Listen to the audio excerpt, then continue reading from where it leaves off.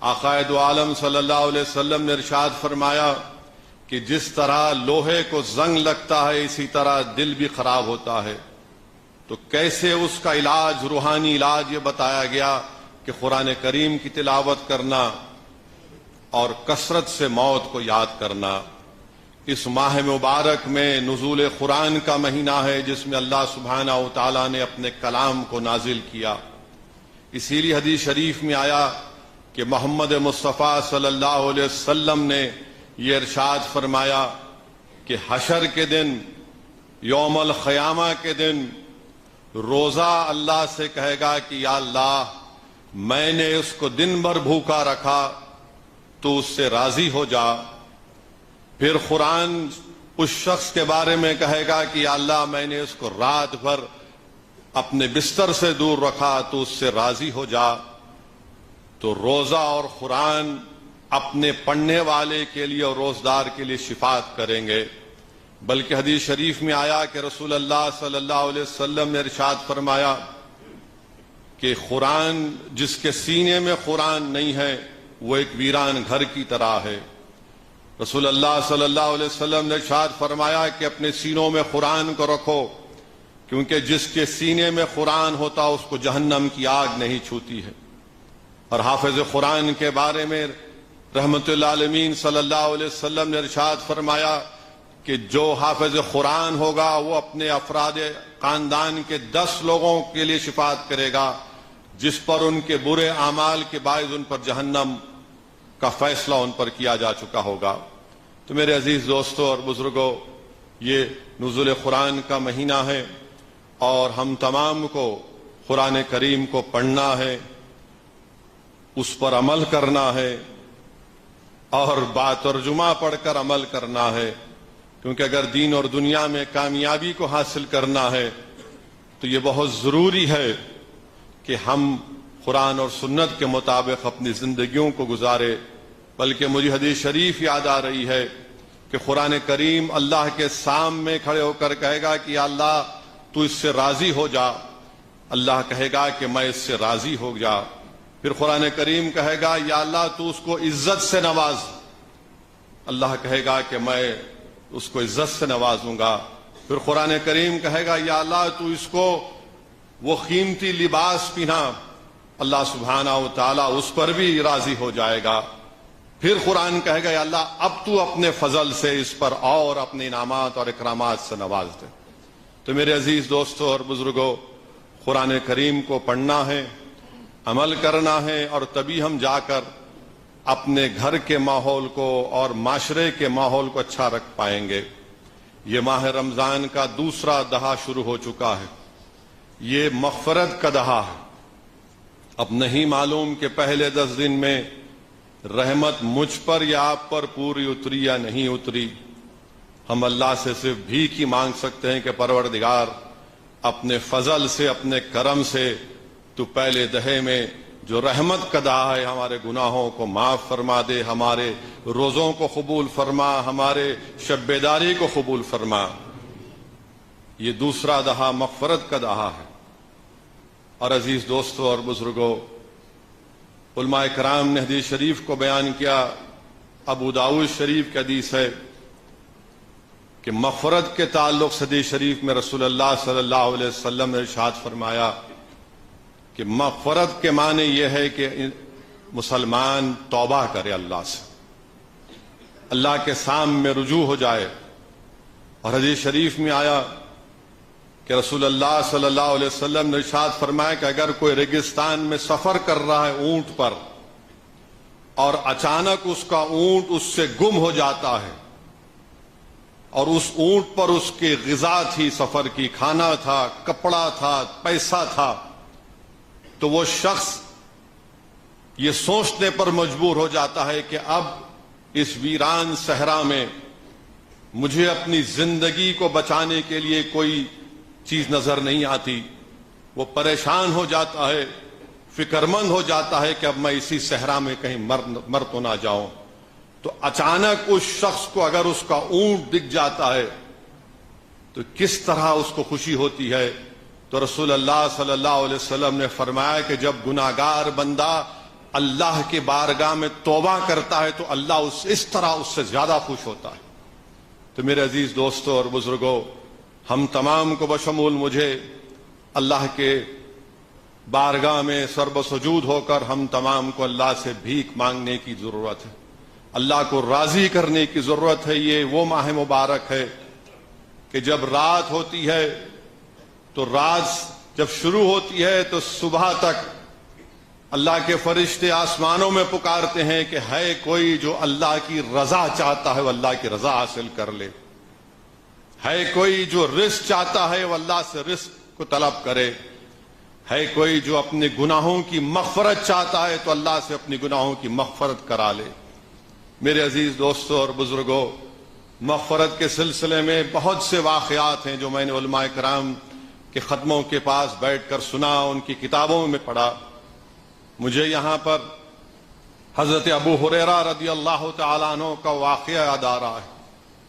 حضرت ابو ہریرہ رضی اللہ تعالیٰ عنہ رسول اللہ صلی اللہ علیہ وسلم کے ساتھ نماز عشاء پڑھ کر نکلتے ہیں، اور راستے میں جب رات میں جاتے ہیں تو ایک خاتون آپ سے ملاقات کرتی ہے اور آپ سے سوال کرتی ہے کہ ابو ہریرہ، کیا اللہ مجھے معاف کرے گا؟ حضرت ابو ہریرہ اس سے پوچھتے ہیں کہ کیا ہوا؟ وہ کہتی ہے کہ مجھ سے بہت بڑا گناہ ہوا۔ وہ پوچھتے ہیں کیا گناہ تجھ سے ہوا؟ تو عورت کہتی ہے کہ میں نے زنا کیا اور اس کی وجہ سے میں حاملہ ہو چکی ہوں۔ تو حضرت ابو ہریرہ رضی اللہ تعالی عنہ کہتے ہیں کہ تو ہلاک ہوئی اور جو تیرے پیٹ میں اس کو بھی تو نے ہلاک کیا۔ وہ عورت چیخ مار کر بے ہوش ہو جاتی ہے۔ جب حضرت ابو ہریرہ رضی اللہ تعالی عنہ آگے بڑھتے ہیں تو آپ کو اچانک خیال آتا ہے کہ محمد مصطفیٰ صلی اللہ علیہ وسلم موجود ہیں، رحمت اللہ عالمین موجود ہیں، میں نے یہ کیا کہہ دیا؟ وہ جا کر رسول اللہ صلی اللہ علیہ وسلم کو یہ پوری بات سناتے ہیں۔ اللہ کے رسول صلی اللہ علیہ وسلم اپنی زبان مبارک سے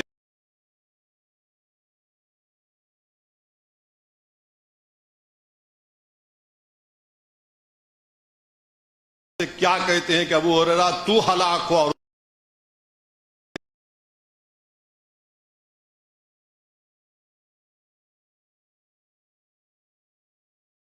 نیکیاں کی تو اللہ اس کے گناہوں کو نیکیوں میں تبدیل کر دیتا ہے، اور اللہ غفور رحیم ہے۔ تو حضرت ابو ہریرہ رضی اللہ تعالی عنہ حدیث میں آتا ہے کہ مدینے میں پکارتے پھرتے تھے اور کہاں ہے وہ خاتون، کہاں ہے وہ خاتون؟ تو مدینے کے بچے کہنا شروع کر دیے کہ ابو ہریرہ دیوانے ہو چکے ہیں۔ خیر وہ خاتون ملتی ہے، اس کو خوشخبری سناتی ہے، اور وہ بھی خوش ہو کر کہتی ہے کہ جب رحمت اللہ عالمین صلی اللہ علیہ وسلم نے ارشاد فرمایا، قرآن کریم سورہ فرقان کی آیات کی وہ کہتی ہے کہ جس میں اللہ نے فرمایا کہ جو توبہ کرتے ہیں، ایمان لاتے ہیں اور نیکیاں کرتے ہیں تو اللہ ان کے گناہوں کو نیکیوں میں تبدیل کر دیتا ہے، اور اللہ غفور رحیم ہے۔ اور کہتی ہے کہ میں ایک باغ مسلمانوں کے نام پہ وقف کرتی ہوں۔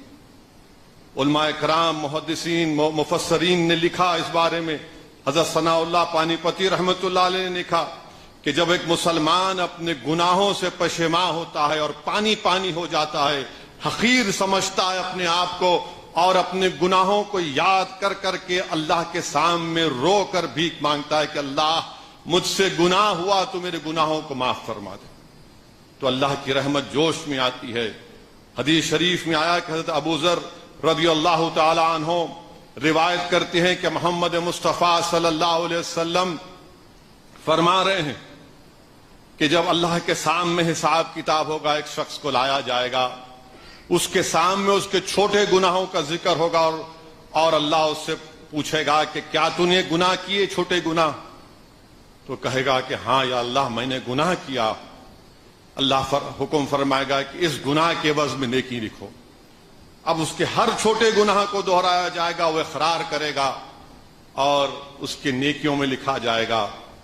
جب وہ اللہ سبحانہ و تعالیٰ کی رحمت کا نرالا مزاج دیکھے گا تو وہ شخص کہے گا یا اللہ یہ تو میرے چھوٹے گناہ ہیں، میرے بڑے گناہ کا کیا ہوگا؟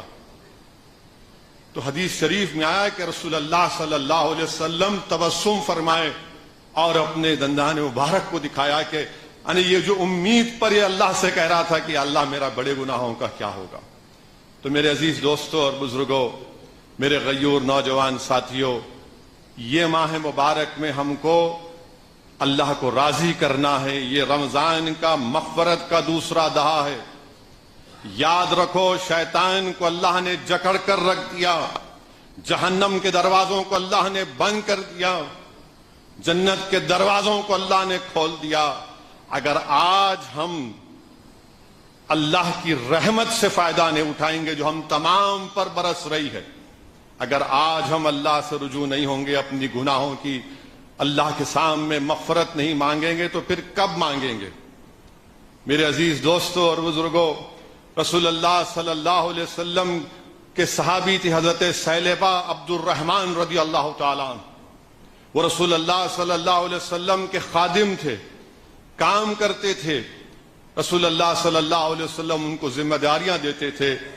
ایک مرتبہ کوئی ایک کام اللہ کے رسول صلی اللہ علیہ وسلم نے ان کو دیا، ثعلبہ رضی اللہ تعالیٰ عنہ۔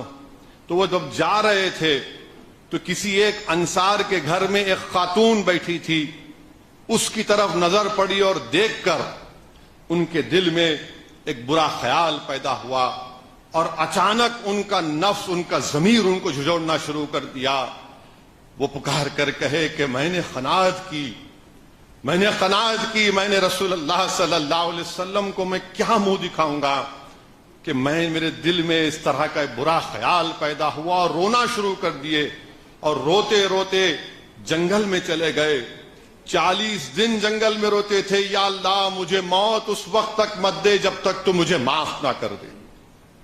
40 دن جنگل میں رہے، اللہ کے خوف سے روتے رہے، اور رسول اللہ صلی اللہ علیہ وسلم کو میں کیا منہ دکھاؤں گا کہ مجھے کام کی ذمہ داری دی گئی تھی، میں جا رہا تھا اور یہ چیز مجھ سے سرزد ہو گئی۔ 40 دن کے بعد حضرت جبریل امی رسول اللہ صلی اللہ علیہ وسلم کے پاس جا کر کہتے ہیں کہ یا محمد صلی اللہ علیہ وسلم، آپ اپنے غلام کو اپنے پاس بلا لیجئے، ثعلبہ کو اپنے پاس بلا لیجئے، اللہ اس کی توبہ کو قبول کر لیا۔ تو رسول اللہ صلی اللہ علیہ وسلم حضرت فاروق اعظم اور سلمان فارسی رضی اللہ تعالیٰ عنہ کو حکم دیتے ہیں کہ جاؤ ثعلبہ کو میرے پاس لے کر آؤ۔ وہ جنگل میں جاتے ہیں، ایک چرواہے کو دیکھتے ہیں اور اس سے پوچھتے ہیں کیا تو جانتا ہے ثعلبہ کون ہے؟ وہ بولتا ہے کہ نہیں معلوم، کوئی نہیں۔ ہاں، اس کا شخص ہے جو رات میں ہمارے پاس آ جاتا اور اپنے ہاتھ میں اپنا سر رکھ کر پکار کر کہتا ہے یا اللہ مجھے موت مت دے جب تک تو میرے گناہ کو معاف نہ کر دے، اور دن میں اٹھ کر وادیوں میں جا کر پکار پکار کر روتا ہے کہ اللہ مجھے معاف کر دے، اللہ مجھے معاف کر دے۔ فاروق اعظم اور حضرت سلمان فارسی رضی اللہ تعالیٰ عنہ سمجھ جاتے ہیں کہ یہی ہے۔ جب جیسے ان کو جا کر دیکھتے ہیں تو ان کی زبان سے کیا نکلتا ہے حضرت ثعلبہ کے کہ کیا میرے تعلق سے اللہ نے کوئی قرآن کی آیات کو نازل کر دیا؟ کیا میرے تعلق سے اللہ سبحانہ و تعالیٰ نے کوئی قرآن کی آیات کو نازل کر دیا؟ کانپتے ہوئے کہتے ہیں فاروق اعظم رضی اللہ تعالیٰ عنہ عرض کرتے کہ نہیں، اللہ کے رسول صلی اللہ علیہ وسلم نے ان کو صرف یہ حکم دیا کہ تم کو واپس بلایا جائے۔ دیکھیے عشق مصطفیٰ، دیکھیے عظمت مصطفیٰ صلی اللہ علیہ وسلم، دیکھیے رسول اللہ صلی اللہ علیہ وسلم سے محبت دیکھیے۔ ثعلبہ کہتے ہیں کہ میں اس صورت سے اپنے آقا کے سامنے نہیں جا سکتا، آپ لے کر چلیے، جب مغرب کی نماز میں جماعت کھڑی ہو جائے گی تو میں جا کر صف میں کھڑا ہو جاؤں گا۔ ایسا ہی ہوتا ہے۔ اور رسول اللہ صلی اللہ علیہ وسلم قرآن کریم کی وہ سورے کی آیات پڑھتے ہیں جس میں علماء کرام نے تفسیر میں لکھا کہ کیا ہو گیا تم کو انسان، کیا اللہ تمہارے گناہوں کو معاف نہیں کرے گا؟ رسول اللہ صلی اللہ علیہ وسلم آیات پڑھتے حضرت ثعلبہ سن کر گر جاتے ہیں، بے ہوش ہو جاتے ہیں۔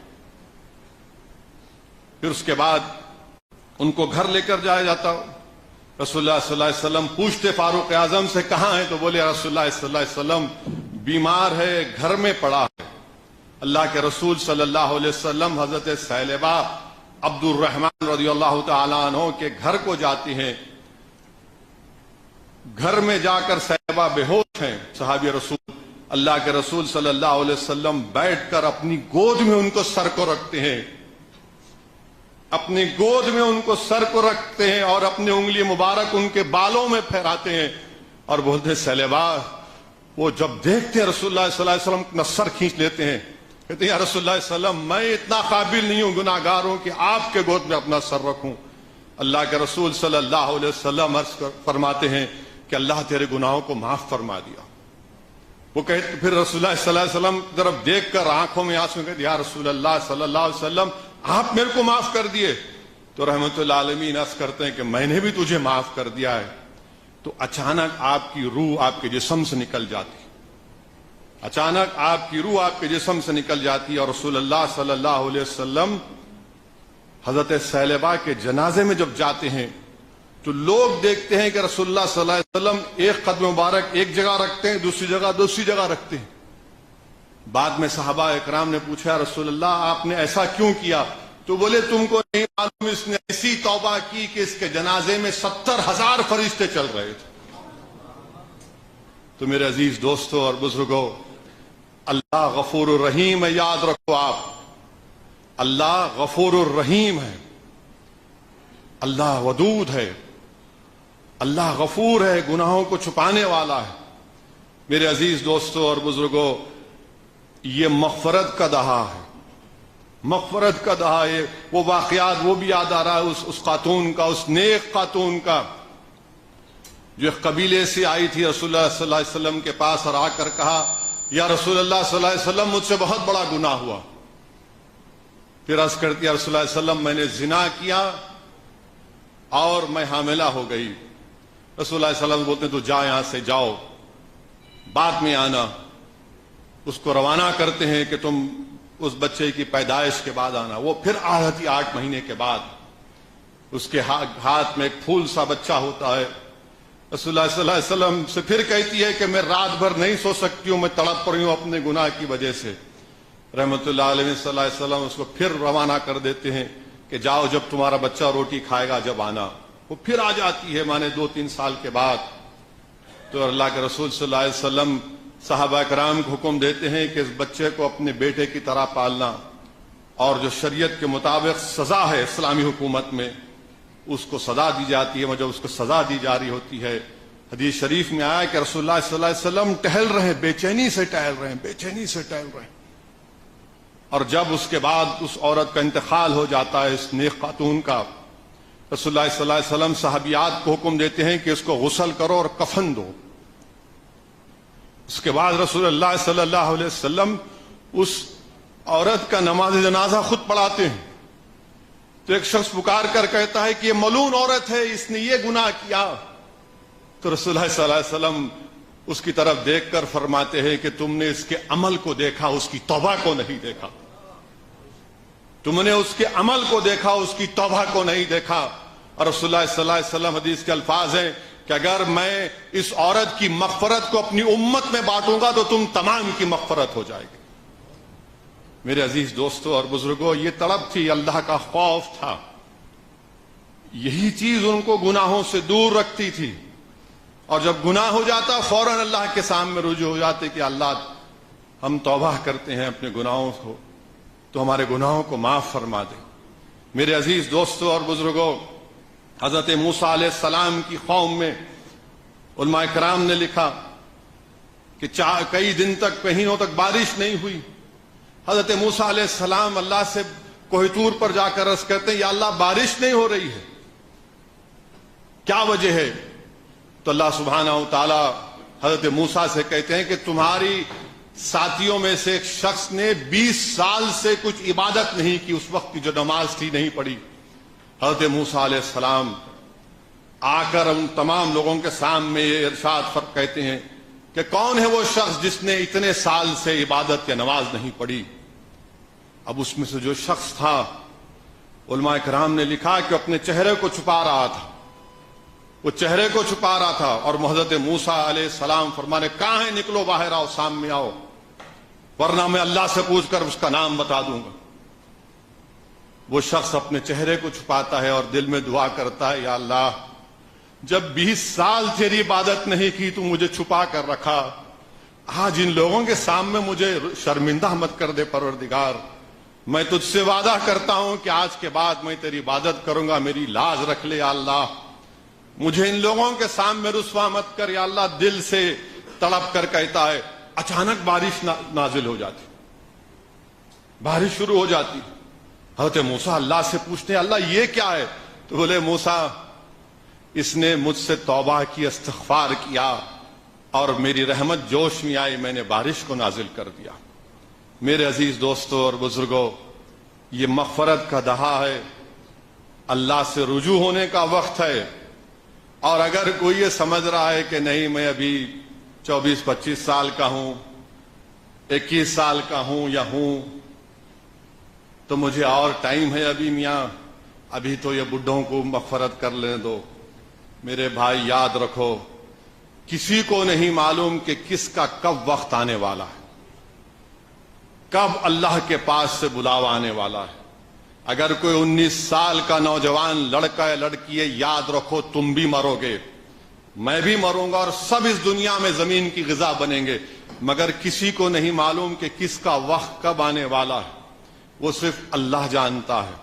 اور یاد رکھو اس بات کو کہ قیامت ہوگی، یوم القیامہ ہوگا، اور ایک ایک دن اس کا 50,000 سال کے برابر ہوگا۔ تو اس لیے ضروری ہے کہ یہ جو وقت اللہ نے ہم کو دیا ہے، ہم اس کو غنیمت جانیں، اس کو غنیمت جانیں۔ بشر حافی کو مشہور قصہ کہ وہ اللہ کے ولی ہونے سے پہلے بہت گناہ کرتے تھے، شراب پیتے تھے۔ تو ایک مرتبہ جب ان کے گھر میں شراب نوشی ہو رہی تھی تو ایک بزرگ آئے اور آ کر ان سے دستک دے کر پکار کر پوچھا، یہ گھر غلاموں کا ہے یا آزاد لوگوں کا ہے؟ تو ایک بچی نکلی دروازے کے پاس اور کہا، یہ آزاد لوگوں کا گھر ہے۔ تو اس بزرگ نے کہا، ہاں تبھی تو یہ آزادی سے کام کر رہے ہیں۔ حضرت بشر حافی پر بجلی گرتی ہے، وہ دوڑتے ہیں، کیا کہا انہوں نے؟ کہاں ہے بتاؤ، کہاں ہے بتاؤ۔ خیر ڈھونڈتے ہیں اس بزرگ کو اور ان سے پوچھتے ہیں، آپ نے ایسا کیوں کہا؟ وہ کہتے ہیں کہ تو آزاد اس لیے ہے کیونکہ تو گناہ کر رہا ہے، اگر تو غلام ہوتا تو تو شراب کو ہاتھ نہیں لگاتا۔ بشر حافی کے بارے میں آیا رحمت اللہ علیہ کے بارے میں کہ آپ نے رات میں قرآن کے کاغذ کے ٹکڑے کو دیکھا، اس کو زمین سے اٹھایا، تھوڑے پیسے تھے، عطر خریدا اور عطر لگا کر ایک کتاب میں رکھ کر اس کو اونچے مقام پر جب عزت کے ساتھ رکھا تو آواز آئی کہ بشر تو نے ہمارے کلام کو، اللہ کے کلام کی عزت کی، اب دنیا اور دین و دنیا میں تیرے نام کو روشن کیا جائے گا۔ مالک بن دینار کا واقعہ، وہ شراب پیتے تھے، ان کی ایک بچی تھی ایک باندی سے، وہ اس بیٹی سے بہت چاہتے تھے، اور وہ جب شراب پیتے تھے وہ بچی ان سے شراب چھین لیتی تھی اور ان پر پھینک دیتی تھی۔ پھر 2 سال کی عمر میں اس بچی کا انتقال ہو گیا، وہ بڑے غمگین رہتے تھے۔ ایک دن عشاء کی نماز بھی نہیں پڑھے، رات میں خواب میں دیکھا کہ حشر کا میدان ہے، حشر کا میدان ہے، اور مالک بن دینار جا رہے ہیں اور ان کے پیچھے ایک خطرناک اور بڑا ہی ہیبت ناک ایک سانپ ان کا تعاقب کر رہا ہے، اور مالک بن دینار دوڑ رہے ہیں اور دوڑتے ہیں تو دیکھتے ہیں ایک ضعیف بزرگ تو دیکھتے ہیں، بڑے نیک چہرہ ان کا، ان سے پوچھتے میرے کو بچاؤ اس سانپ سے، یہ میرا پیچھا کر رہا ہے۔ وہ ضعیف بولتے ہیں کہ میں بڑا کمزور ہوں، میں اس سے مقابلہ نہیں کر سکتا میاں۔ تو مالک بن دینار بولتے تم وہ پہاڑ دکھتا، اس پہاڑ پہ چڑھ جاتے، اور جب پہاڑ پہ چڑھ کے دیکھتے تو اور ہیبت طاری ہو جاتی ہے، تو جہنم نظر آتا ہوں، جہنم کی آگ، مگر وہ سانپ تعاقب کر رہا ہے۔ وہ اور نیچے جاتے، اچانک آواز آتی کہ رک جا، تو جہنمی نہیں ہے۔ پھر وہ نیک صفت شخص نظر آتے، اسے کہتے ہیں دیکھو وہ ٹہنی پر تم چڑھ جاؤ، پہاڑی پر، وہ وہاں پر چڑھتے ہیں. وہاں پر چڑھ کر کیا دیکھتے ہیں مالک بن دینار کہ کھڑکیاں ہیں, ان کھڑکیوں میں چھوٹے چھوٹے کپڑے ہیں, اور جب وہاں پر جاتے ہیں تو پکارنے والا پکارتا ہے کہ نکلو جلدی تم لوگ, نکلو جلدی تم لوگ, ورنہ یہ سانپ اس کو نقصان پہنچا دے گا. تو ان چھوٹے چھوٹے کھڑکیوں سے چھوٹے بچے جو کم عمر میں انتقال کر جاتے ہیں, سب ان کی فوج نکلتی ہے ایک کے بعد ایک, ایک کے بعد ایک. جب وہ نکلتے ہیں اس میں آپ کی وہ بیٹی بھی نکلتی ہے 2 سال کی ان کی, اور وہ ان کا ہاتھ پکڑ کر ان کو اٹھا کر ایک جگہ پر لے کر جاتی ہے اور کہتی ہے ابا پہچانے مجھے؟ وہ کہتی ہاں تجھے کیسے نہیں پہچانوں گا. پھر وہ ان سے کہتی ہے کہ ان سے پوچھتے ہیں یہاں پر کیا ہے؟ تو بولے یہاں پر ان لوگوں کو رکھا جاتا ہے جو کم عمری میں جن کا انتقال ہو جاتا ہے, اللہ ان کو یہاں رکھتا ہے, اور جب ہمارے ماں باپ آتے ہم ان کے انتظار میں یہاں پر رہیں گے. پھر وہ بچی ان سے پوچھتی ہیں کہ جو ایمان والے ہیں کیا ان کے لیے ابھی وقت نہیں آیا کہ وہ اپنے گناہوں سے توبہ کریں اور اللہ کے ذکر میں اور اللہ کی فرما برداری میں زندگی گزاریں؟ مالک بن دینار پہ ان کے دل پر ایک بجلی گرتی ہے اور وہ بچی قرآن پڑھتی ہے. تو کہتے ہیں بیٹا تم کو قرآن بھی آ گیا؟ بولے ہاں ہم کو قرآن بھی آتا ہے. پھر وہ مالک بن دینار اس اپنی بیٹی سے پوچھتے ہیں کہ یہ جو سانپ تھا وہ کیا تھا, اور یہ جو سفید کپڑوں میں جو شخص تھے وہ کیا تھے؟ کہتے ہیں کہ ابا وہ جو سفید کپڑوں میں تھے وہ آپ کی نیکیاں تھیں, اور وہ جو سانپ تھا وہ آپ کے برے اعمال تھے. آپ کی برائی سے اتنا طاقتور ہو چکا تھا کہ وہ نیکیاں اس کا مقابلہ نہیں کر پاتی تھی. مالک بن دینار بیدار ہوتے ہیں اور ان کی زندگی مقدر بدل جاتے ہیں, وقت کے ولی اور قطب بن جاتے ہیں. مگر یاد رکھیے توبہ اور نیکیوں میں اگر غرور اور تکبر میں اگر کوئی شخص ڈوب گیا کہ میں تہجد گزار ہوں, میں اتنے نمازیں پڑھتا ہوں, نفلیں پڑھتا ہوں, قرآن ختم کرتا ہوں, غرور تکبر نہیں کر سکتے آپ. کیونکہ حدیث شریف میں آیا اللہ کے رسول صلی اللہ علیہ وسلم نے فرمایا کہ ایک شخص 500 سال عبادت کیا بغیر ریاکاری کے, 500 سال, اور 500 سال کی عبادت کی بغیر ریاکاری کی عبادت کے بعد جب حشر کے میدان میں اللہ نے یہ حکم فرمایا کہ میرے فضل سے اس کو جنت میں لے کر جاؤ, تو شخص نے کہا یا اللہ 500 سال عبادت کیا تیری, اور آپ کہہ رہے ہیں کہ اللہ آپ فرما رہے ہیں کہ اپنے فضل سے میری عبادت کا کیا؟ تو اللہ بولے گا چلو انصاف کرتے ہیں.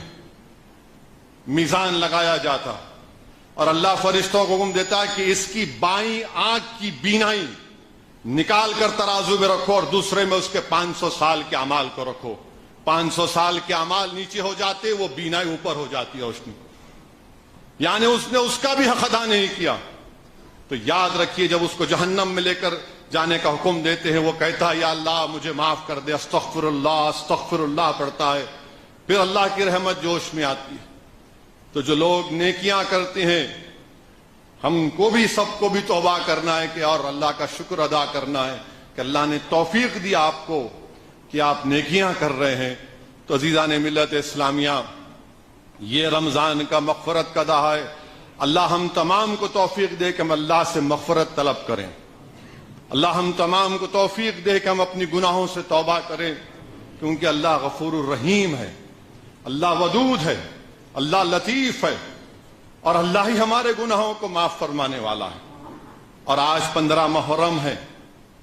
آج ہی کے دن حضرت امام حسن رضی اللہ تعالی عنہ کی ولادت ہوئی, شہزادے جنت کی ولادت ہوئی آج. اور حضرت عبداللہ شاہ صاحب نقشبندی محدث دکن رحمت اللہ علیہ اپنی کتاب شہادت نامہ میں فضائل امام حسن میں لکھتے ہیں, کیا لکھتے ہیں کہ اللہ کے رسول صلی اللہ علیہ وسلم سجدے میں ہیں اور رسول اللہ صلی اللہ علیہ وسلم کے جسم مبارک تدویش مبارک پر امام حسن چڑھ جاتے ہیں. اللہ کے رسول صلی اللہ علیہ وسلم نے امام حسن کے لیے اپنے سجدے کو لمبا کر دیا. حضرت عبداللہ شاہ صاحب نقشبندی محدث دکن رحمت اللہ علیہ شہادت نامہ میں فضائل امام حسن میں لکھ رہے ہیں کہ رسول اللہ صلی اللہ علیہ وسلم اپنے ہونٹوں سے امام حسن کے ہونٹوں کو چوستے تھے. اور محدث دکن نے کیا مضمون لکھا کہ کیسے وہ لوگ تھے جنہوں نے امام حسن کو زہر دیا, ان کے جگر کے ٹکڑے ٹکڑے کر دیے, جن ہونٹوں کو اللہ کے رسول صلی اللہ علیہ وسلم نے اپنے ہونٹوں سے چوسا. حضرت عبداللہ شاہ صاحب قبلہ محدث دکن لکھتے ہیں, ایک واقعہ لکھتے ہیں امام حسن کے فضائل کے بارے میں, کہ امام حسن اور امام حسین کچھ لکھتے ہیں اور حضرت علی شیر خدا کے پاس جا کر پوچھتے ہیں کہ ہینڈ رائٹنگ دونوں میں سے کس کی اچھی ہے. بچوں میں ہوتا ہے نا, ہینڈ رائٹنگ دونوں میں سے کس کی اچھی ہے. تو حضرت علی کسی کو آرزودہ نہیں کرنا چاہتے, کہتے ہیں جاؤ تمہاری اماں کے پاس, حضرت فاطمہ شہزادی جنت کے پاس جاؤ. وہ کہتی ہیں, وہ بھی آرزودہ نہیں کرنا چاہتی ہے کہ اس کا فیصلہ تمہارے نانا محمد مصطفیٰ صلی اللہ علیہ وسلم کریں. جب ان کے پاس جاتے ہیں رحمت اللہ علیہ صلی اللہ علیہ وسلم کے پاس, شافع روز جزا کے پاس جاتے ہیں تو رحمت اللہ علیہ فرماتے ہیں کہ اس کا فیصلہ جبرائیل کریں گے, میں نہیں کروں گا. حضرت جبرائیل کہتے ہیں کہ اس کا فیصلہ اب اللہ کرے گا, میں نہیں کروں گا. تو اللہ سبحانہ و تعالی حضرت جبرائیل کو حکم فرماتا ہے کہ جنت سے ایک سیب لاؤ اور اس کو چھوڑ دو, جس کسی کے تختی میں گرے گا اس کی ہینڈ رائٹنگ اچھی ہے. مگر جیسا ہی وہ سیب جاتا ہے تو اللہ اس سیب کو حکم فرماتا ہے کہ دو ٹکڑے ہو جاؤ, ایک حسن کی کتاب میں, ایک حسین کی کتاب میں کرو. میرے عزیز دوستو بزرگوں, یہ امام حسن ہے, زہر دے دیا گیا تھا آپ کو. فضائل امام حسن میں محدث دکن لکھتے ہیں کہ ایک مرتبہ امام حسن کسی کے ساتھ ایک کھجور کے باغ میں, کہ وہ باغ سوکھ چکا تھا, اور لوگ کہتے ہیں کہ کتنا اچھا ہوتا ہے کہ اس کھجور کے باغ میں کھجور ہوتے. تو فوراً امام حسن شہزادے جنت اپنے ہاتھ اٹھا کر لبوں کو حرکت دیتے ہیں اور دعا کرتے ہیں. لوگ دیکھتے ہیں کہ اچانک اس سوکھے ہوئے کھجور کے باغ میں پتے آ جاتے ہیں, کھجور آ جاتا ہے. میرے عزیز دوستوں اور بزرگوں, کو اس میں سے کہتا ہے ارے یہ تو جادو ہے, تو لوگ بولتے نہیں, یہ نواس رسول ہے, یہ اس کی زبان کی تاثیر ہے. اور جب ان کو زہر دے دیا گیا, محدث دکن لکھتے ہیں, بڑا بہترین مضمون ہے, محدث لکھتے ہیں کہ جب زہر دے دیا گیا تو امام حسن کو معلوم تھا کہ زہر ہے, مگر رضا الہی کو قبول کر چکے تھے, اللہ کی رضا کو قبول کر چکے تھے. اور اسی میں محدث دکن لکھتے ہیں کہ جب امام حسین کے گھر میں آپ آ کر رہنا شروع کیے, وہاں پر بھی زہر دے دیا گیا. تو جب آپ پر زہر کے اثر چڑھ رہے تھے تو آپ اپنے بھائی امام حسین آپ کے قریب آتے ہیں اور بولتے ہیں کہ کس نے کیا, بتاؤ آپ. امام حسن فرماتے ہیں کہ مجھے ایک پر شک ہے. تو بولے کون ہے, بتاؤ آپ کس پر شک ہے. امام حسن فرماتے ہیں کہ میں شک کی بنیاد پر کسی کی جان نہیں لے سکتا, میں شک کی بنیاد پر کسی کی جان نہیں لے سکتا. اور امام حسن فرماتے ہیں کہ اگر اللہ حسن کو جنت میں لے کر جائے گا تو حسن پہلے اپنے زہر دینے والے کو بھی جنت میں لے کر جائے گا, میرے دل میں اس کے تعلق سے کوئی کینہ نہیں رہے گا. پھر امام حسن اپنے بھائی امام حسین سے پوچھتے ہیں کہ بھائی میرا چہرے کا رنگ کیسا ہے, بتاؤ میرے چہرے کا رنگ کیسا ہے. تو امام حسین فرماتے ہیں کہ بھائی آپ کے چہرے کا رنگ سبز ہو چکا ہے, آپ کے چہرے کا رنگ سبز ہو چکا ہے. تو امام حسن کی زبان سے نکلتا ہے کہ اب معراج کی حدیث پوری ہو رہی. میرے بھائی, دونوں بھائی اپنے آپ کو لپیٹ کر خوب روتے ہیں, خوب روتے ہیں. لوگ پریشان ہیں, کیا ہے ماجرا یہ کہ چہرے کا رنگ پوچھتے ہیں اور معراج کی حدیث پوری ہو رہی ہے, اور لپیٹ کر رو رہے ہیں ایک دوسرے کو, دونوں شہزادے جنت. تو رسول اللہ صلی اللہ علیہ وسلم جب سفر معراج پر گئے تھے, وہاں پر اللہ کے رسول صلی اللہ علیہ وسلم نے دو محلوں کو دیکھا. بڑے خوبصورت محل تھے. ایک ایسا محل تھا کہ اس کی روشنی آنکھوں پر پردہ پڑ جاتا ہے. دوسرا محل ایسا تھا جو سورج کی روشنی کو روک رہا تھا. اور ایک محل سبز رنگ کا تھا، ایک محل سرخ رنگ کا تھا. اس رضوان سے اللہ کے رسول صلی اللہ علیہ وسلم پوچھتے ہیں کیا ہے یہ؟ تو بولتے ہیں، وہ فرماتا ہے رسول اللہ علیہ وسلم یہ امام حسن اور امام حسین کا جنت پہ محل ہے. اللہ کے رسول صلی اللہ علیہ وسلم پوچھتے ہیں کہ کا رنگ سبز کیوں ہے، کا رنگ سرخ کیوں ہے؟ وہ خاموش ہو جاتے ہیں. پھر پوچھتے ہیں، وہ خاموش ہو جاتے ہیں. دیکھیے عظمت مصطفیٰ صلی اللہ علیہ وسلم، سمجھیے نواز رسول کا کیا مقام ہے. جنت کا رضوان نہیں کہتا ہے، جبریل امی کہتے ہیں رسول اللہ صلی اللہ علیہ وسلم وہ شرما رہا ہے. آقا پوچھتے ہیں کیوں؟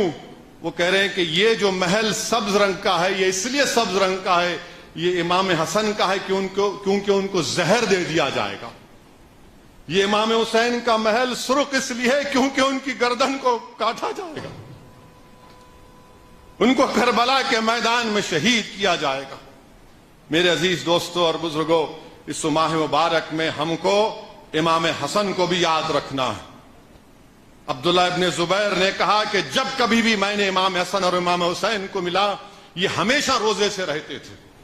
مدینے سے مکے تک 25 مرتبہ پیدل حج امام حسن اور امام حسین نے طے کیے تھے. اور اللہ کے رسول صلی اللہ علیہ وسلم نے فرمایا تھا کہ میرا بیٹا حسن مسلمانوں کے 2 گروہوں میں اتحاد پیدا کرے گا. ان کی سخاوت کا یہ عالم تھا کہ غریب گھر پر آیا، کہا کہ اے نواز رسول بھوکا ہوں، تو کہتے ہیں رک جاؤ، ابھی جو پیسہ آئے گا تم کو دیں گے. 3000 دینار آتے، امام حسن بولتے لے جاؤ اس کو 3000 دینار. خود کئی دن کے بھوکے ہیں، بولتے نہیں اگر مجھے معلوم ہوتا اتنے پیسے آ رہے تو میں تجھے انتظار بھی نہیں کرنا پڑتا. میرے عزیز دوستوں اور بزرگوں، اسی ماہ مبارک میں 17 رمضان کو حق اور باطل کی پہلی جنگ ہوئی. یوم الفرقان جس کو قرآن میں کہا گیا کہ فرق کا دن، اسلام اور کفر میں کھلی فرق کا دن، جس کو جنگ بدر کے نام سے آپ اور ہم یاد رکھتے ہیں، 17 رمضان کو ہوئی. اور علماء 2 ہجری میں رمضان کی فرضیت کا حکم آیا. 2 ہجری میں رمضان کے روزوں کا حکم آیا کہ روزے رکھو، اللہ نے فرمایا.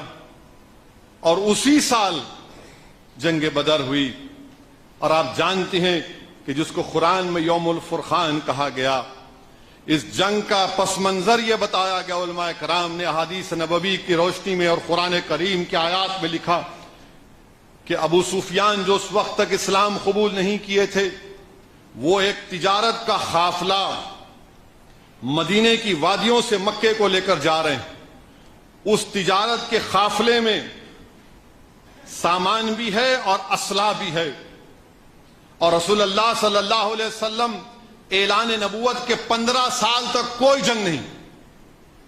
یہ جو آج اسلام پر انگلیاں اٹھاتے ہیں یہ نالائق لوگ، 15 سال تک کوئی جنگ نہیں. اور مدینے میں ہجرت ہو جاتی ہے تو کفاران مکہ مدینے کو آ کر مسلمانوں پر حملہ کرتے، ان کی بکریوں کو چوری کرتے، ان کے اونٹوں کو لے کر جاتے، ان کو تکلیف دیتے. اور صحابہ کرام ہجرت کر کے اپنا سب کچھ مکے میں چھوڑ کر آ گئے تھے، صرف جسم کے کپڑوں کے ساتھ. اور رسول اللہ صلی اللہ علیہ وسلم اپنے جاسوسوں کو اس قافلے کا اس کا راستہ معلوم کرنے کے لیے بھی جاتے ہیں. اور رسول اللہ صلی اللہ علیہ وسلم فرماتے ہیں کہ اس قافلے کو روکنا، جنگ کرنے نہیں گئے تھے، قافلے کو روکنا مقصد تھا. کیونکہ اللہ کے رسول صلی اللہ علیہ وسلم نے فرمایا کہ اگر یہ قافلہ مکہ پہنچے گا تو اس سے اور طاقت حاصل ہوگی، اور تکالیف دیں گے. تو صحابہ کو حکم فرماتے ہیں کہ چلو نکلنے کا وقت ہے. صحابہ رسول صلی اللہ علیہ وسلم رحمت اللہ علیہ کے حکم پر اپنے گھروں سے نکلتے ہیں. اور رسول اللہ صلی اللہ علیہ وسلم دعا فرماتے ہیں کہ یا اللہ، یہ جو مٹھی بھر آج لوگ ہیں یہ بے پیادہ ہیں، تو ان کے سواری کا انتظام کر دے. یا اللہ ان کے جسموں پر کپڑے نہیں ہیں، ان کو کپڑا دے دے. یا اللہ تو ان کو عزت دے دے. اور اللہ کے رسول صلی اللہ علیہ وسلم کے ساتھ روانہ ہوتے ہیں. ابو سفیان بڑے ہوشیار تھے، وہ اونٹ کی مینگنیوں کو توڑ کر دیکھتے ہیں، اس میں جو گٹلیاں نکلی وہ سمجھ جاتے ہیں کہ رسول اللہ صلی اللہ علیہ وسلم نے جاسوس لگا دی ہے میرے قافلے کے پیچھے. تو ابو سفیان اپنے ایک آدمی کو مکے کو بھیجاتے ہیں جس کا نام زمزم غفاری ہے، اور زمزم غفاری کو اس کہتے ہیں کہ جا کر کفاران مکہ کو بتاؤ کہ رسول اللہ صلی اللہ علیہ وسلم اس قافلے کو روکنے کے لیے آ رہے ہیں. علماء کرام نے، شیخ عبدالحق محدث دہلوی نے اپنی کتاب میں لکھا، ایک روحانی خواب کا ذکر کیا شیخ عبدالحق محدث دہلوی رحمۃ اللہ علیہ نے، کہ رسول اللہ صلی اللہ علیہ وسلم کی پھوپھی حضرت عاتکہ رضی اللہ تعالیٰ عنہ خواب دیکھتی ہیں کہ کوئی اونٹ پر بیٹھ کر لوگ کعبۃ اللہ میں آ کر پکار کر کہیں، اے کفاران مکہ تیار ہو جاؤ، تمہاری تباہی اور بربادی کے دن آ گئے. وہ اپنے بھائی حضرت عباس کے خواب سناتی ہیں، وہ جا کر ابو جہل کو سناتے ہیں تو ابو جہل چراغپا ہو جاتا ہے اور کہتا ہے کہ اب تو محمد صلی اللہ علیہ وسلم نے نبوت کا دعویٰ کیا، اب کیا تمہاری عورتیں بھی دعویٰ کریں گی؟ نعوذ باللہ. اور کہتا ہے اگر 3 دن کے اندر یہ خواب پورا نہیں ہوا تو میں پورے عرب میں تم لوگوں کو جھوٹا بولوں گا. اور تیسرے دن زمزم غفاری مکے کو پہنچتا ہے. اس زمانے میں اگر خطرے کا سگنل یہ تھا کہ اونٹ کے کان اور ناک کو کاٹا جاتا تھا تو زمزم غفاری پکار کر کہتا ہے کہ رسول اللہ صلی اللہ علیہ وسلم مدینے سے روانہ ہو چکے ہیں. اب جب رسول اللہ صلی اللہ علیہ وسلم مقام صفرا کو پہنچتے ہیں اور پھر وہاں سے مکے سے کفاران مکہ نکلتے ہیں، 950,000 کا لشکر، رحمت اللہ علیہ صلی اللہ علیہ وسلم کے ساتھ 313 صحابی. جنگ کی نیت سے نہیں جا رہے ہیں، قافلے کو روکنے جا رہے ہیں. اور ابو جہل کہتا ہے کہ نہیں، سوائے ابو لہب کے، بولتا ہے نہیں اب جانا ہے، اب جا کر اب مقابلہ کرنا ہے. ساحلی راستے سے ابو سفیان نکل گئے اور پیغام بھیجاتے کہ میں آگے بڑھ چکا ہوں، آپ مت نکلو مکے سے. مگر ابو جہل کہتا ہے کہ نہیں اب ہم جنگ کریں گے محمد صلی اللہ علیہ وسلم سے. تو مقام صفرا کے پاس پہنچتے ہیں اور رسول اللہ صلی اللہ علیہ وسلم کو معلوم ہو جاتا ہے کہ لوگ اب جنگ کرنے کے لیے آ رہے ہیں. جنگ کی نیت سے نہیں گئے. تو علماء کرام لکھتے ہیں کیوں 70 اونٹ 8 تلواریں 8 ذرے سے کیا مقابلہ ہوگا. وہاں پر 9,900 ہیں، 700 اونٹ، 100 گھوڑے ہیں. ہر اونٹ پر بیٹھنے والے، گھوڑے پر بیٹھنے والے پر زرہ ہے، آرمر ہے. رسول اللہ صلی اللہ علیہ وسلم مشورہ فرماتے ہیں، صحابہ کرام سے پوچھتے ہیں کہ اللہ نے مجھے وعدہ کیا ہے کہ مجھے اللہ غالب کرے گا، بتاؤ تمہاری رائے کیا ہے. حضرت علی پکار کر کہتے ہیں یا رسول اللہ میری تلوار کو زنگ لگ چکا ہے. صدیق اکبر رضی اللہ تعالیٰ عنہ کہتے ہیں آپ کا حکم، ہم انتظار کر رہے ہیں. فاروق اعظم کہتے ہیں آپ کا حکم حرف آخر ہے. حضرت مقداد، حضرت سعد بن عبادہ کھڑے ہو کر کہتے ہیں اگر آپ ہم کو سمندر میں کودنے کے لیے کہیں گے تو ہم کود جائیں گے. وہاں پر حضرت مقداد کہتے ہیں یا رسول اللہ ہم قوم موسیٰ کی طرح نہیں جنہوں نے کہا تھا کہ اے موسیٰ آپ اور آپ اللہ جا کر لڑے، جو اللہ آپ کو حکم دیا آپ کر جائیے. بہرحال جس جگہ پر رسول اللہ صلی اللہ علیہ وسلم مسلمان اسلام کی فوج آتی ہے، اس سے پہلے کفاران مکہ پورے پانی کے چشموں کو پر قبضہ کر لیے. ریتیلی زمین پر اللہ کے رسول صلی اللہ علیہ وسلم وہاں پر رکتے ہیں اور پھر رسول اللہ صلی اللہ علیہ وسلم کے لیے ایک عریش بنائی جاتی ہے. اللہ کے رسول صلی اللہ علیہ وسلم رات بھر دعا کرتے ہیں کہ یا اللہ یہ مٹھی بھر مسلمان اگر آج ہار جائیں گے تو صبح قیامت تک تیرا نام لیوا نہیں ہوگا. آنسواں بہتے ہیں رسول اللہ صلی اللہ علیہ وسلم کے. صدیق اکبر آپ سے کہتے ہیں یا رسول اللہ صلی اللہ علیہ وسلم آپ کو اللہ غالب کرے گا. صبح ہوتی ہے، رسول اللہ صلی اللہ علیہ وسلم مسلمانوں کی اسلام کی صفوں کو صحیح کر رہے ہیں، ہاتھ میں چھڑی مبارک ہے اور حضرت سواد کھڑے ہیں. اللہ کے رسول صلی اللہ علیہ وسلم حضرت سواد کے پیٹ پر ایک ہلکی سی ضرب مار کر کہتے ہیں سواد سیدھی ہو جاؤ، تھوڑا پیٹ بڑا تھا۔ حضرت سواد عرض کرتے ہیں رسول اللہ صلی اللہ علیہ وسلم آپ نے بیجا مجھے مارا، اس کا قصاص دیجئے۔ اللہ نے آپ کے دست اقدس میں انصاف اور عدالت کو دیا، آپ نے بیجا مجھے مارا۔ اب آپ بتائیے کہ جنگ ہے، فوج ہے، کمانڈر ان چیف ہے، اور کوئی سپاہی کہہ رہا ہے کہ آپ نے غلط کیا تو آج کے زمانے میں اس کو کورٹ مارشل کر دیا جاتا، مگر رحمت للعالمین ہے، شاف روز جزا ہے۔ آپ کہتے ہیں آپ سواد اپنا بدلہ لے لے، وہ کہتے ہیں رسول اللہ صلی اللہ علیہ وسلم اپنا خمیز اٹھائیے۔ بولتے کیوں؟ آپ اٹھائیے، مجھے بدلہ لینا ہے۔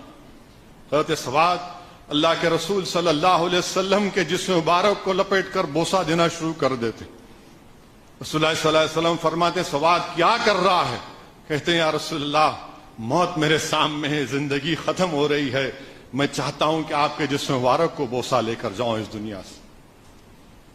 میرے عزیز دوستوں اور بزرگوں، حضرت سعد بن ابی وقاص کے بھائی عمیر ابن وقاص، سعد بن ابی وقاص 17 سال کے، عمیر ابن وقاص 14 سال کے، بولتے رسول اللہ صلی اللہ علیہ وسلم آپ مجھے نہیں لے کر جائیں گے، جہاد سے مجھے دور رکھیں گے؟ تو بولیں گے نہیں تمہارا بھائی تو چل رہا ہے نا ہمارے ساتھ۔ تو بولے نہیں رسول اللہ صلی اللہ علیہ وسلم، اپنے ایڑیوں پر کھڑے ہو جاتے، حدیث میں الفاظ، بولتے مجھے لے کر جائیے، میں ان سے زیادہ طاقتور ہوں۔ تو رسول اللہ صلی اللہ علیہ وسلم پوچھتے کہ کیسے طاقتور؟ بولے کشتی کرائیے۔ دو بھائیوں میں کشتی ہوتی ہے، اور جب کشتی ہوتی ہے تو پہلوان ہاتھ ملاتے، تو چھوٹا بھائی بڑے بھائی سے کہتا کہ دیکھو محبوب محمد مصطفیٰ صلی اللہ علیہ وسلم نے، حبیب اللہ نے تم کو پسند کیا ہے تو مجھے محروم مت کرو، تم ایک کشتی ہار جاؤ تاکہ میں بھی اس جہاد میں شرکت کر سکوں۔ بڑا بھائی چھوٹے بھائی کے بولنے پر چت ہو جاتا ہے، اور رسول اللہ صلی اللہ علیہ وسلم ان کے جذبے جوش جہاد اور شہادت کو دیکھ کر آنکھ میں آنسو آتے ہیں، اور آقا فرماتے ہیں ایک 14 سال کا بچہ اس میں یہ جذبے جہاد اور شہادت ہے تو اللہ ہم کو کامیابی دے گا۔ میرے عزیز دوستوں اور بزرگ، رسول اللہ صلی اللہ علیہ وسلم ان کو بھی شامل کر لیتے ہیں، اور پھر جب جنگ شروع ہوتی ہے اس سے پہلے رات میں اللہ کے رسول صلی اللہ علیہ وسلم ایک ایک جگہ بتاتے ہیں، یہاں اتبا مارا جائے گا، یہاں شیبہ مارا جائے گا، یہاں ابو جہل مارا جائے گا۔ اور جب ان کی موت ہوئی تو وہیں پر اسی جگہ پر ان تمام شیاطین کی موت ہوئی۔ جب جنگ شروع ہوئی تو کفاران مکہ سے اتبا، شیبہ اور ولید آئے، اور رسول اللہ صلی اللہ علیہ وسلم حکم پر صحابی رسول نکلے تو پکار کے بولے نہیں نہیں نہیں، ہم اہل قریش ہیں، ہمارے پاس سے، ہمارے خاندان سے کسی کو بھجاؤ۔ اللہ کے رسول صلی اللہ علیہ وسلم نے حکم دیا جاؤ امیر حمزہ، جاؤ شیر خدا، جاؤ عبیدہ بن حارث۔ اور یہاں پر اگر میری آواز کوئی سن رہا ہے تو سنو، لوگ اکثر یہ بولتے ہیں، ہمارے بزرگ بولتے ہیں میاں اب زندگی کے ایوننگ میں آ چکا ہوں، ہماری اب کبھی بھی جا سکتے۔ آپ کو مانو عبیدہ بن حارث کی عمر کیا تھی؟ 80 سال تھی، 80 سال حضرت عبیدہ بن حارث کی عمر تھی۔ تو جو لوگ ضعیف ہیں، آج بھی آپ کا ایمان زندہ ہے، آپ کا ایمان جوان ہے۔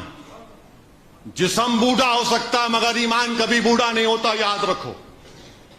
حضرت عبیدہ بن حارث 80 سال کے شیر خدا، حضرت علی اور امیر حمزہ نے اپنے دشمن کا کام تمام کر دیا۔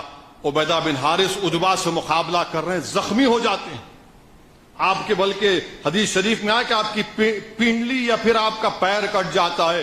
حضرت علی دوڑتے ہیں، امیر حمزہ دوڑتے ہیں اور اتبا کا کام تمام کرتے ہیں، اور پھر ان کو زخمی حالت میں خون بہ رہا ہے، اللہ کے رسول صلی اللہ علیہ وسلم کے قدموں میں لاتے ہیں۔ تو 80 سال کا ضعیف صحابی رسول کیا کہتے ہیں؟ یا رسول اللہ میں شہید نہیں ہوا کیا میں شہید نہیں ہوا؟ رسول اللہ صلی اللہ علیہ وسلم فرماتے ہیں تم شہید ہو، تم شہید ہو۔ میرے عزیز دوستوں اور بزرگوں، وہیں پر جنگ میں حضرت معاذ اور موز دو بھائی تھے، دونوں نے جنگ میں گئے اور جا کر پوچھا کہاں ہے رسول اللہ صلی اللہ علیہ وسلم کا دشمن؟ بولے یہ ابو جہل۔ تو حضرت معاذ نے تلوار نکالی اور ابو جہل پر حملہ کیا، اس کو زخمی کیا۔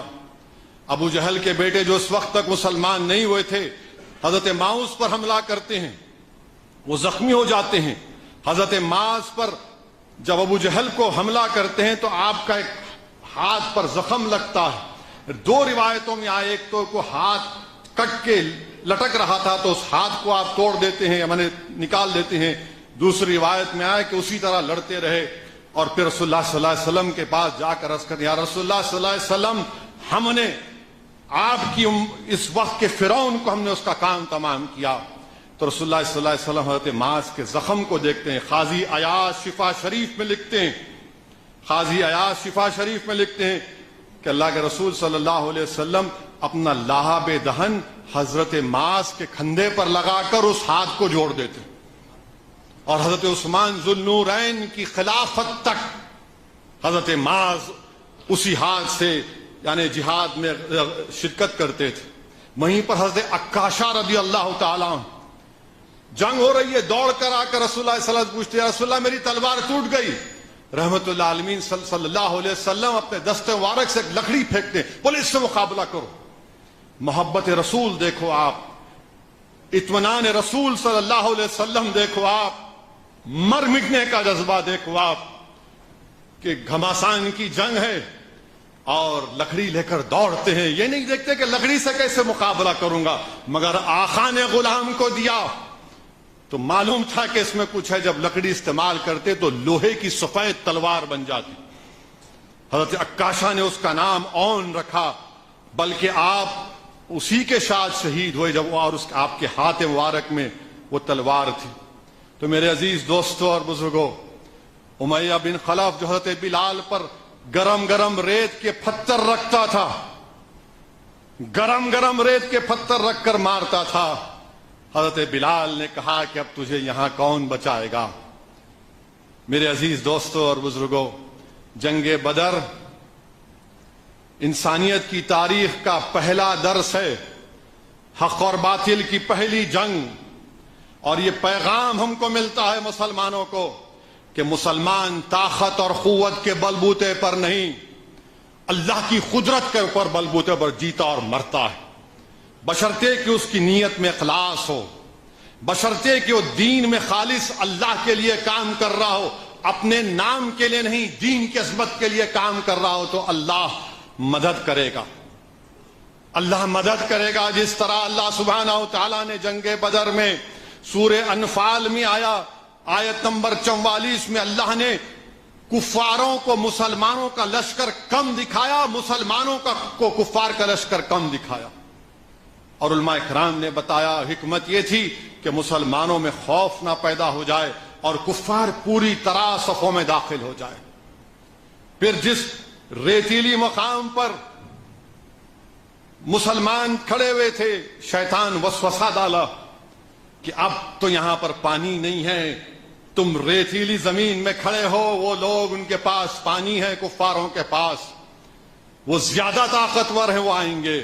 تو اللہ نے سورہ انفال کی آیت نمبر 17 یا 11 ہے، اللہ نے بارش کو نازل کیا، اتنی بارش کہ پورا پانی سے پانی پیے، غسل لیے، سب پانی آ گیا۔ اور پھر سورہ انفال کی ایک اور آیات میں رسول اللہ صلی اللہ علیہ وسلم اپنے ہاتھ پہ مبارک میں کنکریاں اٹھا کر ان کفاران مکہ کی طرف پھینک کر کہتے تھے شاہت الوجو، شاہت الوجو، شاہت الوجو۔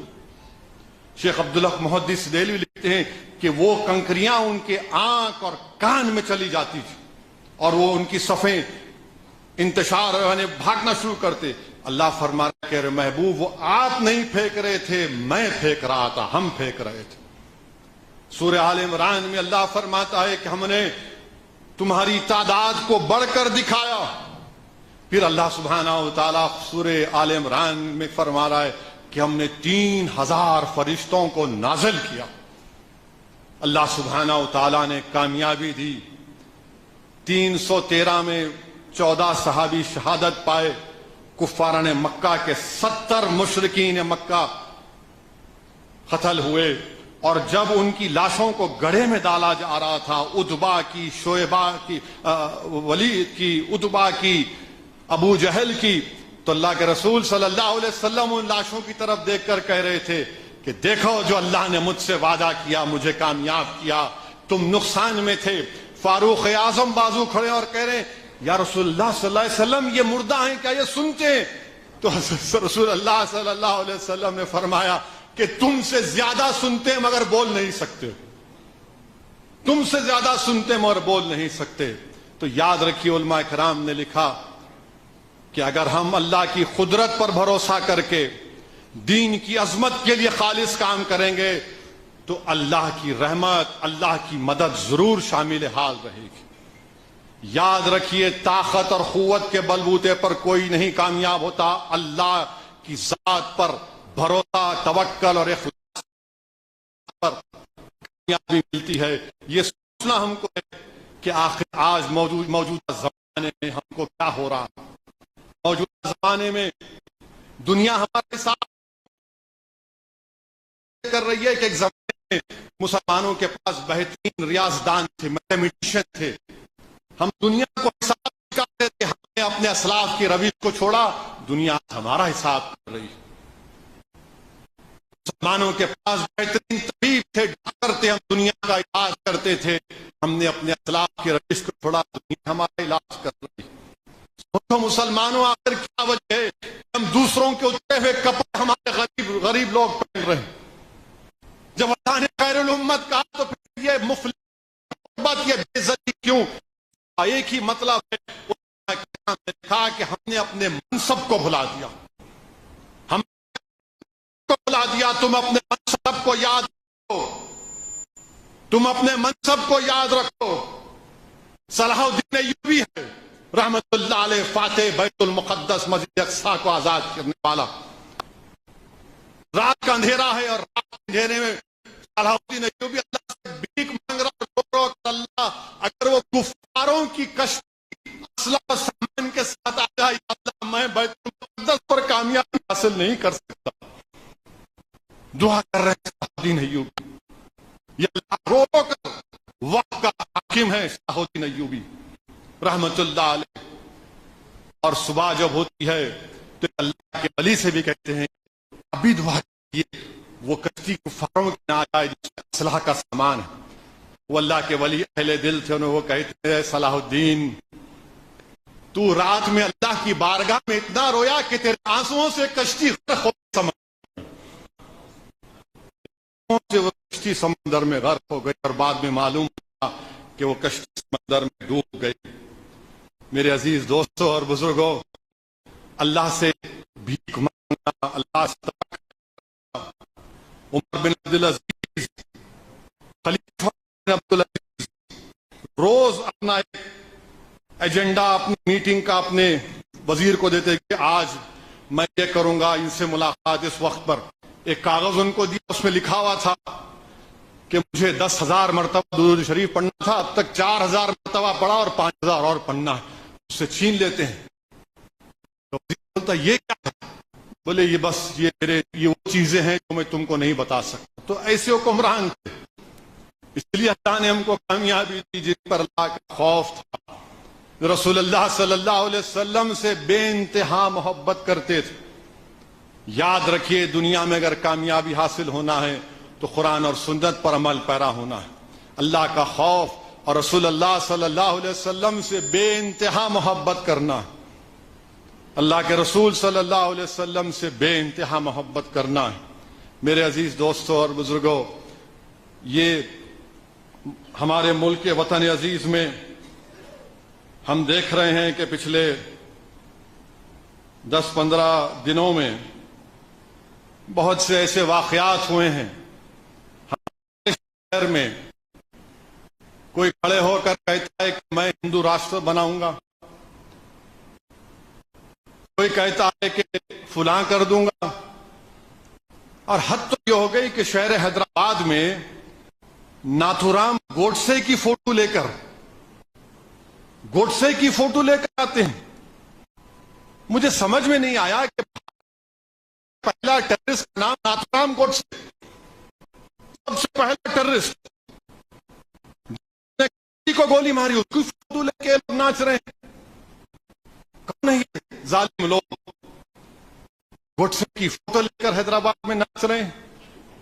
اور کیسے پولیس خاموش بیٹھی ہے؟ اگر کوئی اسامہ بن لادن کا فوٹو لے کے آیا تو حضرت پولیس پورے گھر کے دروازے کو توڑ دیتی، مگر یہ حضرت گوڈسے ہیں، کیا رشتہ ہے آپ کا ان سے بتاؤ؟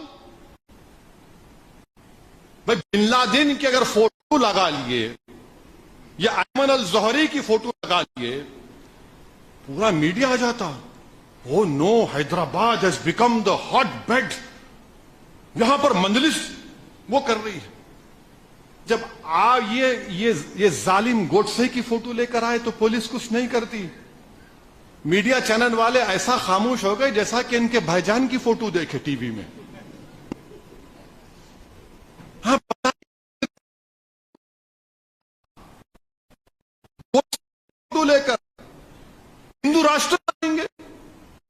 تو یہ ہو گئی کہ بہار میں ایک مدرسے کو جلا دیا گیا، مدرسے عزیزیہ جو 100 سالہ پرانا مدرسہ ہے، جس میں نایاب مینوسکرپٹس مخطوطات تھے، قرآن کریم کو جلایا گیا، مسجد کے مینار کو نشانہ بنایا گیا، اور وہاں پر سیکولر گورنمنٹ ہے، اور میں الیکشن لڑتا ہوں مجلس کا، نہیں تم کیوں لڑ رہے؟ ارے بھائی وہ مدرسے کو جلا دیے، منہ تو کھولو، منہ تو کھولو، کچھ تو بولو، مذمت تو کرو۔ قرآن کو جلا دیے نا، تم گونگے کیوں ہو؟ اتنی گراوٹ کیوں آ گئی کہ قرآن کو ظالم لوگ جلا رہے ہیں؟ کچھ تو بولو میرے بھائی، یہ تمہاری شفاعت کرے گی حشر کے میدان میں۔ یہ اللہ کا کلام ہے، یاد رکھو، اس کے تعلق سے رسول اللہ صلی اللہ علیہ وسلم نے فرمایا تھا کہ اگر اس کو اللہ پہاڑوں پر نازل کرتا تو پہاڑ ریزہ ریزہ ہو جاتے۔ کوئی نہیں، ہم پکار کر مذمت کر رہے ہیں، کیوں کر رہے ہیں؟ کیونکہ ناانصافی ہے۔ مگر جو لوگ سیکولرزم کے چودھری ہیں، جو لوگ میرے لڑنے پر کیا جھوٹے الزام لگاتی ہیں مجھ پر، اب تو بولو آپ، تو بولیں گے نہیں نہیں یہ موقع نہیں ہے بولنے کا، خاموشی اختیار کرو۔ تو ہمارے بہار کے صدر اختر الایمان نے اچھا کہا اس پر، انہوں نے کہا کہ بھائی جان اگر خاموش ہوتے تو آپ کے ابا کی آپ کی اماں سے شادی نہیں ہوتی تھی، ان کو بولنا پڑا قبول ہے، اماں کو بولنا پڑا قبول ہے، تو خاموشی سے کام نہیں چلے گا، توڑو اس سناٹے کو، توڑو اس سناٹے کو۔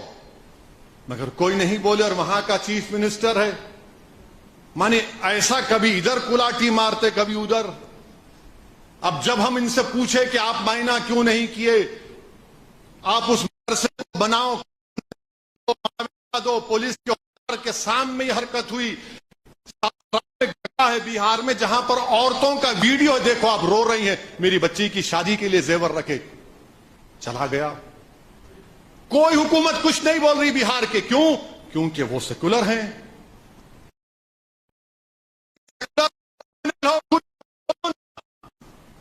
آپ نہیں بولیں گے، اور جب ہم بولتے تو وہاں کا چیف منسٹر بولتا اسد الدین اویسی ایجنٹ ہے۔ ارے نتیش کمار، تم کیا کورٹ کے سامنے کرسی ڈال کر بیٹھتے نوٹری کے ایجنٹ ہو کہ تم سرٹیفکیٹ دو گے مجھے کہ میں کیا ہوں کیا نہیں؟ ارے میں تم سے واجبی سوال اٹھایا ہوں، اور میں آج اللہ کے گھر میں کھڑے ہو کر کہہ رہا ہوں، میں صرف غریب مظلوموں کا ایک ٹیم ہوں۔ حالت روزہ میں کہہ رہا ہوں کہ دنیا کی کوئی طاقت اسد الدین اویسی کو خرید نہیں سکتی، کوئی طاقت نہیں خرید سکتی۔ میں الیکشن جیتوں گا ہاروں گا وہ میرے رب کا فیصلہ ہے، مگر لڑنا میرا کام ہے، ذمہ۔ مگر یہ لوگ کوئی نہیں بولیں گے، یہ سیکولرزم کے پجاری، یہ سیکولرزم کی نام لے لے کر اپنے محلات کی تعمیر کرتے ہیں، مسلمانوں کے خوابوں کو چکنا چور کر کے۔ بولو آج کیوں نہیں بولتے؟ افسوس تو اس بات کا ہوتا ہے کہ مذہبی تہوار مذہب کا ہوتا ہے تو وہ امن کا نام پر ہوتا ہے۔ کوئی اپنے کسی بھی خدا کو، اللہ کو، بھگوان کو، کسی گاڈ کو مانتا ہے تو اس میں ایک روحانیت ہوتی، اسپرچولیزم ہوتا ہے۔ مگر یہ کون سا یہ لوگ کام کر رہے ہیں کہ تہوار میں تشدد کریں گے؟ میں مسلمانوں سے اپیل کر رہا ہوں نہ کرنا چاہیے۔ ہمارا تہوار ہوگا، امن ہے اسلام کا نام. ہم امن سے رہتے آئے, امن سے رہتے رہیں گے. مگر یہ لوگ کون ہیں؟ کون ہے؟ موڈی جی تو نام ہی نہیں لیتے ان لوگوں کا. امت شاہ بولتے الٹا لٹکا دیتے, ہم ان کی سرکار آئی تو ادریس پاشا کو بنگلور میں 2 لاکھ روپے نہیں دیے, پیٹ پیٹ کر مار دیے. الٹا لٹکاؤ, وہاں بی جے پی کی سرکار ہے آپ کی. جنید نصیر کو زندہ جلا دیا گیا, تب بھی کوئی نہیں بولتے, کیونکہ ہمارا راجستھان میں سیکولر گورنمنٹ ہے. کیوں گیا جنید اور نصیر کے گھر کو؟ ارے میں نہیں گیا تو کون جائے گا پھر؟ میں تو ہر اس گھر کے گھر میں جاؤں گا, چاہے اس کا نام جنید ہو یا پھر ہمارا کوئی ہندو بھائی یا دلت بھائی ہو. ظلم ہے. صرف مسلمانوں پر ظلم ہو تو ظلم نہیں, کسی پر بھی ظلم ہوگا تو ظلم ہے. ہم اس کی مذمت کرتے ہیں. یہ کون سے کس راہ پر لوگ ملک کو لے کر جا رہے ہیں؟ آزادی کا امرت منا رہے ہیں اور مہاراشٹر کی درگاہ میں اندر جا کر جھنڈا ہلا رہے ہیں. درگاہ کے اندر جا کے جھنڈا ہلاتے رہے. کون سا تم کام کر رہے ہو؟ تم مسلمانوں کو, اسلام کو گالی دے کر تم کیا کر رہے ہو؟ تم ملک کو بدنام کر رہے ہو, اپنے آپ کو بدنام کر رہے ہو.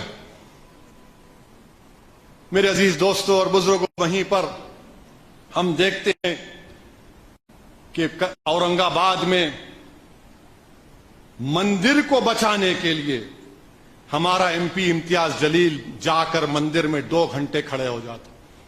موب کو بولتا کہ نہیں, یہاں تم نہیں کر سکتے کچھ بھی. 2 گھنٹے امتیاز جلیل وہاں ٹھہرتا ہے. میں پوچھنا چاہوں گا بی جے پی سے, ادھو ٹھاکرے سے, مہاراشٹر کے چیف منسٹر شنڈے سے اور کانگریس پارٹی سے جو ادھو ٹھاکرے کی تائید کی, راشٹروادی کانگریس سے, تم نے 6 دسمبر کیا تھا نا. تم نے 6 دسمبر کیا تھا اور ایک امتیاز سامنے ٹھہرائے کہ مندر کو کوئی نقصان نہیں پہنچنے دوں گا. یہ کمٹمنٹ ہے. یہ امن کے نام پر مر مٹنے کی تمنا امتیاز جلیل اور مجلس اتحاد المسلمین میں تھی اور رہے گی انشاءاللہ تعالی.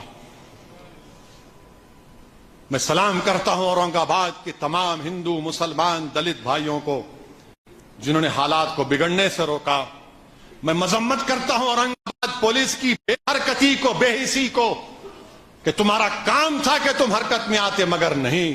ویڈیوز دکھائے جا رہے ہیں کہ فائر انجن آ رہا ہے, اس کو روک دیا جا رہا ہے. بچوں کو پکڑے ہیں. انشاءاللہ لیگل ٹیم اپنا کام کرے گی. ہم امید کرتے ہیں کہ یہ واقعات وطن عزیز میں نہ ہو. میں آپ تمام کا شکر گزار بھی ہوں. آپ وارڈ سے دوبارہ مجلس کے امیدوار کو کامیاب کیا, آپ کا بے انتہا شکریہ. اور انشاءاللہ تعالی مجلس اتحاد المسلمین سیاسی طور پر مضبوطی حاصل کرے گی. میرا ماننا یہ ہے کہ جب تک بھارت کے مسلمانوں کو سیاسی ان کی نمائندگی نہیں ملے گی, ہم کو اپنے مسائل حل نہیں کروا سکتے. ہم کو اپنی نمائندگی بڑھانا پڑے گا. چاہے ریاست کی اسمبلی ہو, پارلیمنٹ ہو, کسی ریاست کا معاملہ ہو, چاہے وہ ضلع پریشد ہو, اسمبلی ہو, آواز اٹھنی چاہیے. یاد رکھو, آپ 50-60 سال سے دھوکہ دیا جا رہا ہے کہ نہیں یہ لوگ ہمارے رہبر ہیں, یہ لیڈر ہیں. کون سے رہبر ہیں؟ یہ رہزن ہیں. یہ لیڈر نہیں ہے, گیڈر ہیں, جن میں ہمت نہیں ہے فرقہ پرستی سے مقابلہ کرنے کی. ہمت نہیں ہے ان لوگوں سے فرقہ پرستی سے مقابلہ کرنے کی. اب مت بولو ہم کو کہ کیا کرنا کیا نہیں کرنا چاہیے. آپ کی 50 سال کی پالیسی ناکام ثابت ہوئی ہے, ناکام ثابت ہوئی ہے. اگر 50 سال میں کوئی محنت کرتا ہے کہ مسلمانوں کی بھی جس طرح ہمارے ہندو بھائیوں کی سیاسی ریپرزنٹیشن ہے کہ چاہے کوئی یادو ہو اس کا لیڈر ہے, مراٹھا ہو اس کا لیڈر ہے, ٹھاکر ہے اس کا لیڈر ہے, برہمن ہے اس کا لیڈر ہے, کما ہے اس کا لیڈر ہے, ریڈی ہے اس کا لیڈر ہے, ویلما ہے اس کا لیڈر ہے. ارے سب کا نیتا ہے. اگر کسی کا نیتا یا قائد نہیں ہے تو مسلمانوں کا, کیونکہ 50 سال سے کہہ دیا گیا کہ میاں یہ ہمارے بس کی بات نہیں, ہم خالی ووٹ ڈالو. میں آپ سے کہہ رہا ہوں آپ اپنی نیتا کو بناؤ، قیادت کو بناؤ، مرکز سیاسی کو بنائیے، اور انشاءاللہ تعالی دعا فرمائیے کہ اللہ سبحانہ وتعالی ہمارے اس نیک مقصد میں ہم کو اللہ کامیابی دے، اللہ لوگوں کے دلوں میں مجلس اتحاد المسلمین کے پیغام کو اور اس کے مقاصد کو اللہ ڈال دے۔ میں اللہ سے دعا کرتا ہوں کہ اللہ سبحانہ وتعالی ہم تمام کو ماہ رمضان کے جو بچے ہوئے روزے اللہ اس میں ہم تمام کو روزے رہنے کی توفیق عطا فرمائے، اللہ سبحانہ وتعالی ہم کو قیام اللیل کرنے کی توفیق عطا فرمائے، اللہ سبحانہ